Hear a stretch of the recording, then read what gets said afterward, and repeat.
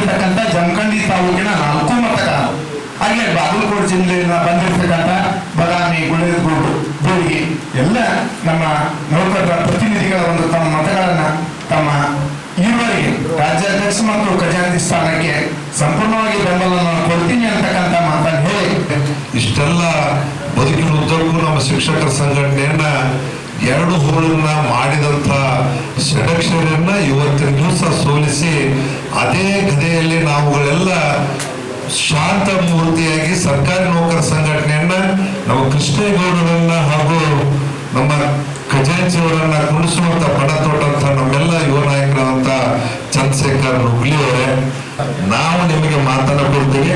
90% ನಮ್ಮ ತಂಡಕ್ಕೆ ಮತವನ್ನು ಕೊಟ್ಟು ನಿಮ್ಮನ್ನ ಜಯಶಾಲಿಯನ್ನಾಗಿ ಮಾಡುವಂತಹ ಒಂದು ಕೀರ್ತಿಗೆ ಪಾತ್ರ ಜಮಖಂಡಿ ನೆಲದ ಜಲದ ಹೊತ್ತಿಗೆ ಬಾಗಲಕೋಟೆ ಭಾಗ್ಯದ ಕೋಟೆಯನ್ನ ನಮ್ಮ ಮುಂದೆ ಇರ್ತೀವಿ ಅನ್ನುವಂತಹ ಮಾತನ್ನು ಈ ಸಂದರ್ಭದಲ್ಲಿ ಇಟ್ಟು NPS ಅನ್ನ ಹೋಗಲಾಡಿಸೋದ್ರ ಜೊತೆಗೆ ನಮಗೆ ಉತ್ತಮವಾದಂತಹ ವೇತನ ಸೌಲಭ್ಯಗಳನ್ನ ಕೊಡ್ತೀವಿ ಅನ್ನುವಂಥ ಆಶಾಭಾವನೆಯಿಂದ ನಿಜವಾಗ್ಲೂ ಬಹಳಷ್ಟು ಸಂತೋಷ.